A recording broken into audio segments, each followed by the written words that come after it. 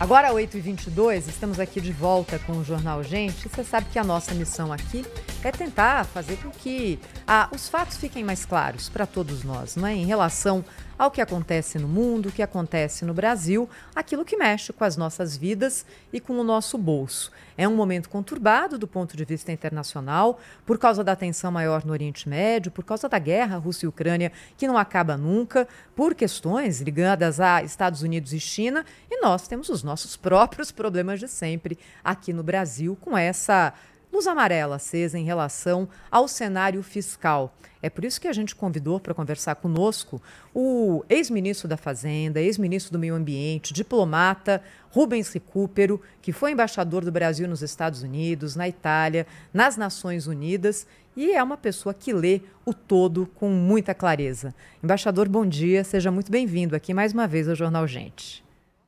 Bom dia, muito obrigado pelo convite. A gente agradece o seu tempo aqui conosco. Eu queria começar para o senhor perguntando o seguinte. Nós já noticiamos que a gente está passando por um momento hoje na economia conturbado, com o dólar em alta, a bolsa caindo, uma grande preocupação em relação ao quadro fiscal e uma sinalização de que a queda dos juros talvez não continue nem nesse patamar lento e talvez não continue mais no Brasil. O quanto que disso é fruto do que acontece fora do país e o quanto que é, entre aspas, culpa nossa como país? Olha, há uma influência evidente do que está acontecendo lá fora, mas o fator principal é interno, né? A minha impressão é que de uns tempos para cá aumentou muito nos meios econômicos a percepção de que o governo federal não daria apoio ao ministro da Fazenda no esforço dele de controlar um pouco os gastos e, portanto, de fazer com que a dívida interna entrasse numa trajetória de estabilização e até de redução. Essa desconfiança esteve sempre presente desde o início, mas ela se acentuou, né? E o fator fundamental foi esse do abandono da antiga meta fiscal. Como você mesmo lembrou, alguns dias atrás, o governo, de certa forma, desistiu da tentativa de produzir um superávit primário, isto é, depois de pagar os juros, ainda ter um saldo na execução do orçamento. Embora o ministro da Fazenda tenha, com razão, declarado que essa nova atitude reflete a própria realidade, a evolução da realidade, a percepção geral dos agentes da economia, e não é só do mercado financeiro, né?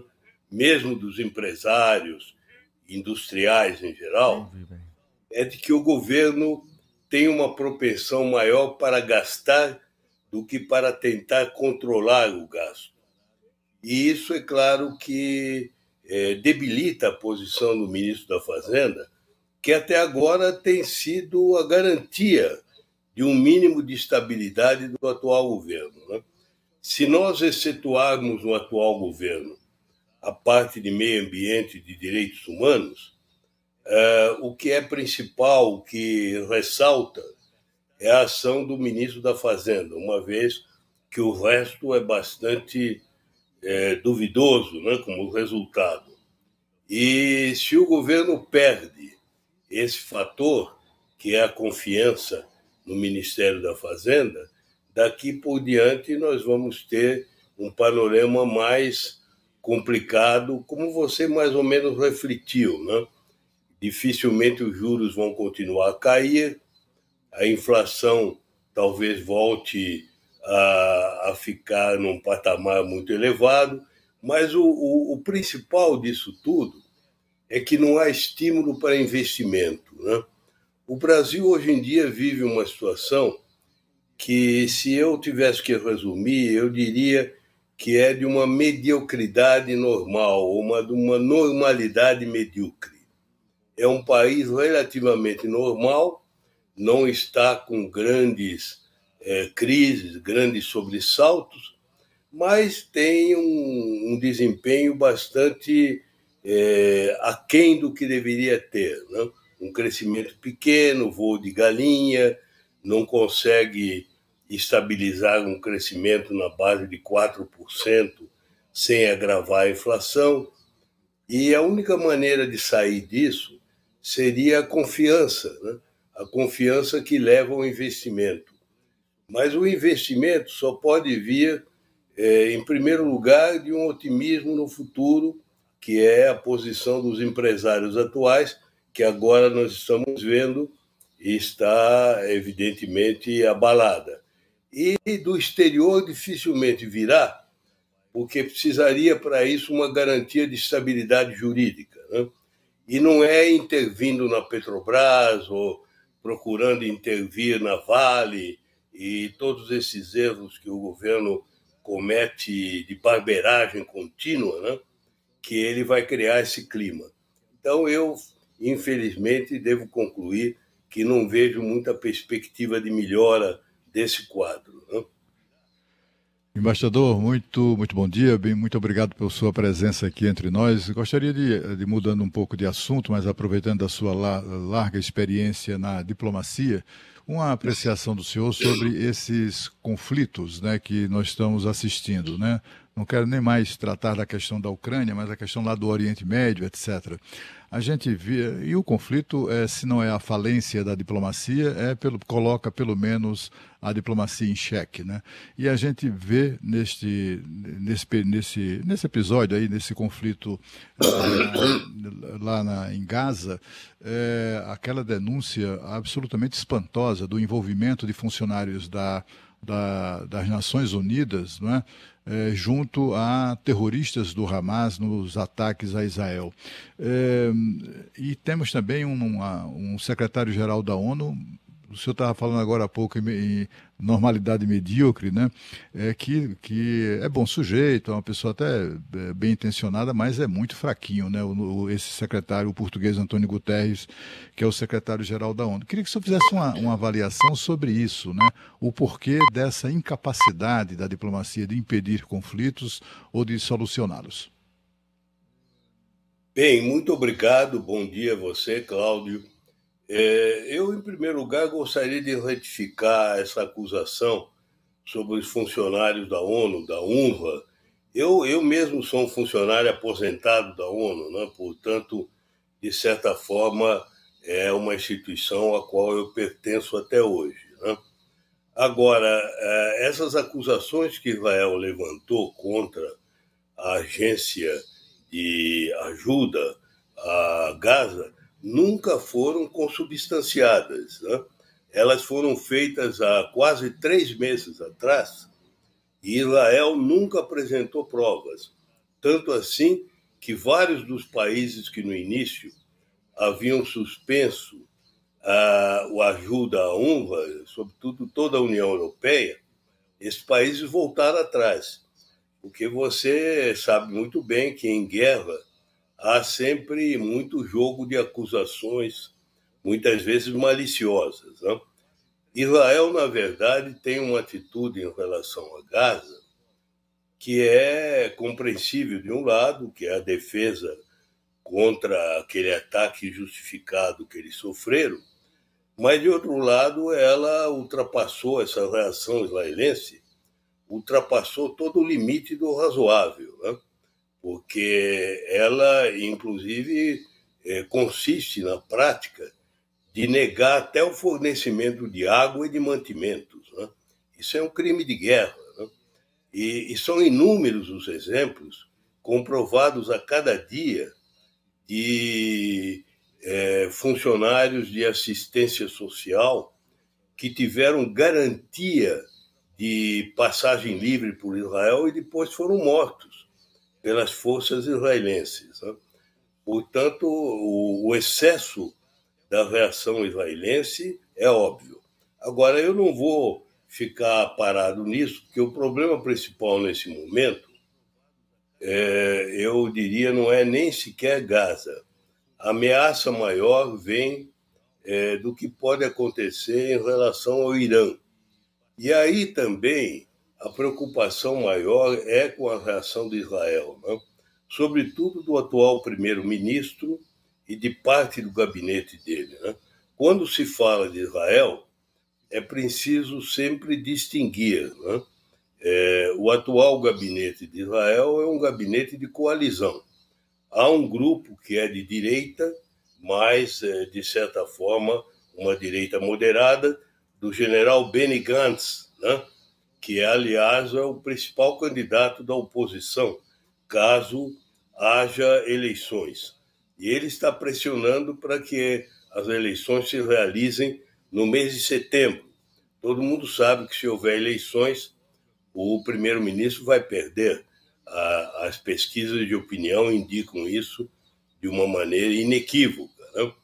E o primeiro-ministro tem um interesse pessoal em prolongar essa guerra e até agravar, porque no momento em que a guerra cessar, ele vai ter que fazer frente não só ao desafio político, mas o desafio que corre na justiça israelense.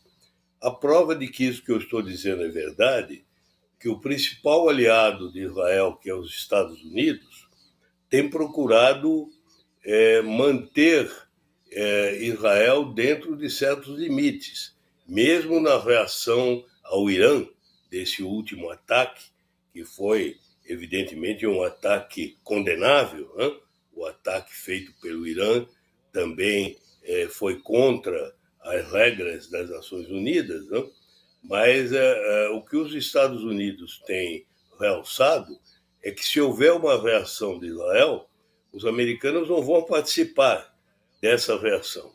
O que eles têm medo, e isso não é segredo para ninguém, é que há muitos e muitos anos o atual primeiro-ministro e o grupo mais extremado que o apoia têm propugnado um ataque preventivo contra o Irã.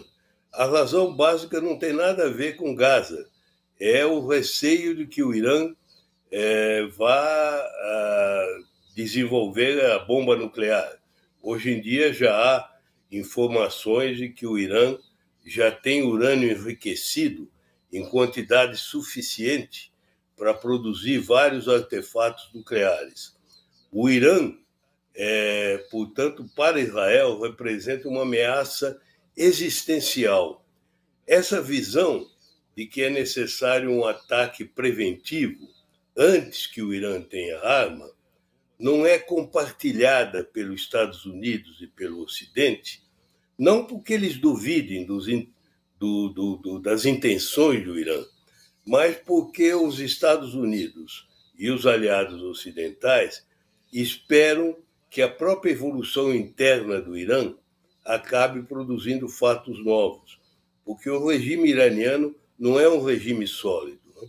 É um regime que tem enfrentado oposição interna muito grande, como nós vimos agora mesmo, o problema do véu das mulheres, né?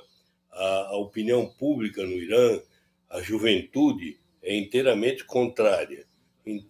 O Ocidente, portanto, joga na possibilidade de uma evolução pacífica, enquanto que Israel, que se sente mais ameaçado, joga num ataque preventivo. Só que Israel quer que o ataque preventivo seja feito pelos americanos, né?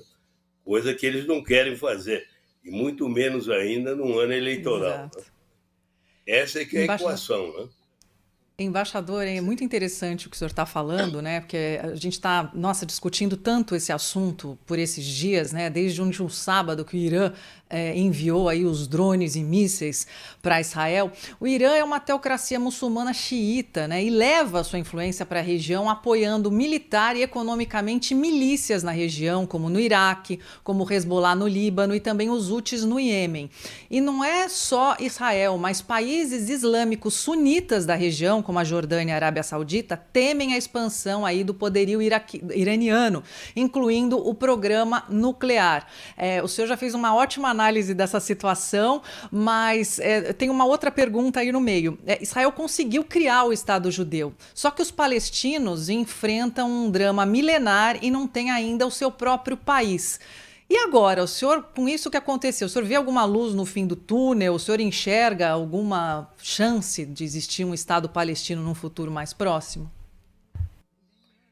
Bem, Sônia, antes de mais nada, eu queria felicitar você, porque eu ouvi o resumo que você fez no início do programa, estava muito bem feito, sabe? Eu não tenho nada a Obrigada, professor. acrescentar. Aliás, o resumo feito também pelo Pedro sobre a questão de drogas eu achei impecável, né? Obrigado. Difícil acrescentar alguma coisa. Agora, em relação ao que você disse, eu sou obrigado a dizer que não vejo grande luz no fim do túnel, né? A situação está muito difícil ainda, porque até mesmo como resultado daquele ataque terrível, né, que o Hamas fez, o ataque terrorista a Israel, a posição da opinião pública em Israel se endureceu muito, né? Hoje em dia, a imensa maioria da opinião pública já não admite a possibilidade de dois estados, né? E existe ceticismo quanto à possibilidade de dois estados, inclusive porque os palestinos, naquele simulacro de estado que eles têm, não foram nunca capazes de demonstrar uma capacidade de autogoverno que alimentasse confiança no futuro, né? O Mahmoud Abbas, como vocês sabem, é um homem muito idoso, não que a idade em si seja apenas o problema, porque eu tenho a mesma idade dele, né? Então, de certa forma, não poderia censurá-lo por isso. Mas ele é alguém que não tem credibilidade, né? É um governo minado por acusações de corrupção e ineficácia. Então, existe muito ceticismo sobre o futuro dessa ideia dos dois estados, se bem que eu acho que, além do médio prazo, a longo prazo, é difícil conceber uma outra saída para esse dilema, né? A não ser aquelas saídas que são impensáveis, né? Que seria a expulsão de todos os palestinos, tanto da margem ocidental como da faixa de Gaza, né? Seriam vários milhões, né? Repetindo, portanto, em escala ainda maior o que aconteceu quando o Estado de Israel foi fundado, né? Então, eliminando essa hipótese que hoje em dia seria difícil de conceber nas relações internacionais, a única alternativa é o convívio, né, de Israel com os palestinos, que cedo ou tarde terão que ter uma organização, né? Mas, como eu te disse, a curto prazo eu não vejo possibilidade disso. Talvez eu diria a você que, a curtíssimo prazo, a única perspectiva um pouco mais animadora é que haja eleições em Israel, né? Porque se houver eleições em Israel, é provável que haja um realinhamento, não no sentido de uma postura mais liberal, porque quem vai ganhar vai ser a direita conservadora, mas não extremada, né? Mas essa direita conservadora, do Benny Gantz, etc., pode relançar o processo de paz. Já com o atual primeiro-ministro e com os apoiadores que ele tem, eu não vejo que exista essa possibilidade. Ministro Rubens Recupero, foi um prazer ouvi-lo aqui no Jornal Gente nessa manhã, né? Quanta lucidez, história, né? E opiniões contundentes aí a respeito de um assunto tão complexo. Muito bom contar com seus conhecimentos sempre aqui para quem acompanha o Jornal Gente todas as manhãs. Forte abraço e até uma próxima oportunidade. Olha, muito obrigado e eu até, como disse, felicito a vocês pela qualidade do noticiário, viu? Realmente é muito boa. Até logo, bom dia. Obrigada.